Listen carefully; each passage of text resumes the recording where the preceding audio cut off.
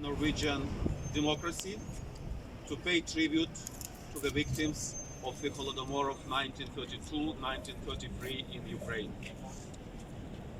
Holodomor in Ukraine remains the largest genocide in the history of humankind.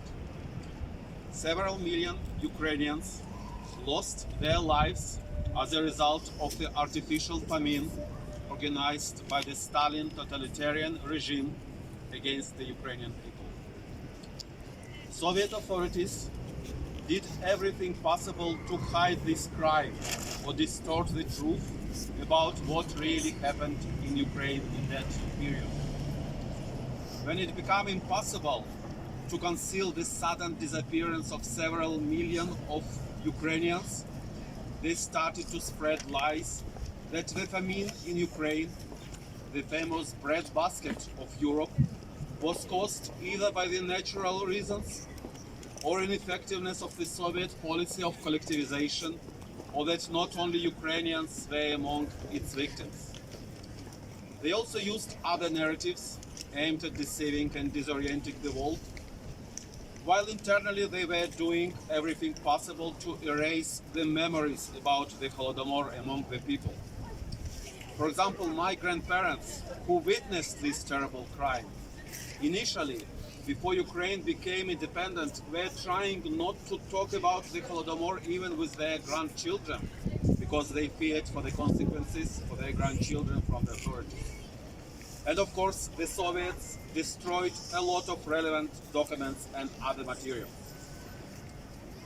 This explains the difficulty for the researchers to establish the actual number of the victims of the Holodomor in Ukraine, and why even until today they continue working on this. Yet, most of the reputable scholars, both in Ukraine and abroad, conclude with confidence that the number can be between 4.5 million to 10 million lost human lives. These are shocking figures. And even despite the Soviet authorities' efforts to hide the evidence, they didn't succeed in destroying all documents or other proofs.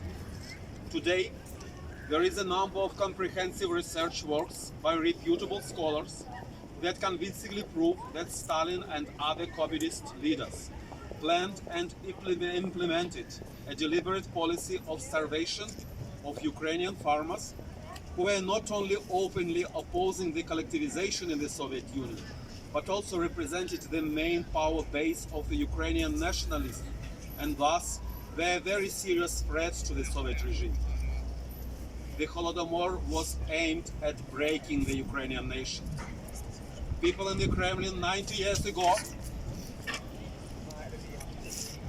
were convinced that without Ukraine, their evil empire will disappear. Appalling crime of the Holodomor helps us to understand better the rationale behind the current aggression of the Kremlin against Ukraine that started in 2014 and which they now threaten to escalate into a new invasion and fully fledged war. If we humans are afraid or reluctant for some reasons even to condemn the evil, then we are becoming the accomplice of the evil. Then we are helping the evil to prevail. This is why Ukraine and so many other nations of the world have already recognized the Holodomor as an act of genocide against the Ukrainian people. Ukraine is most grateful for these important decisions to Poland, Lithuania, Latvia, Estonia, Canada, Portugal, the United States, and many other countries. All these nations are among the most important partners and allies of Norway, with whom Norway shares common values and common interests. And yes, all these countries have highly professional lawyers who can explain why the definition of genocide of the United Nations Genocide Convention is perfectly applicable to the crime of the Holodomor. This is why Ukraine hopes very much that Norway will join the increasing number of nations who recognize the Holodomor as an act of genocide against the Ukrainian people. I would also like to express hope that it will be possible one day to erect a memorial in Norway in memory of the victims of the Holodomor in Ukraine. Such memorials exist now in practically all countries around the world, and it would be only fair if the victims of one of the gravest crimes and biggest tragedies of the 20th century are duly remembered in Norway. Ladies and gentlemen, I would like to thank most sincerely to all of you for your participation in today's memorial meeting. I know that there are participants who also declared their willingness to speak, and they will be given the floor in a moment. But now I would like to invite you to pay tribute to the memories of millions of innocent victims of the Holodomor in Ukraine by lighting these candles of remembrance, and after this observing the minute of silence.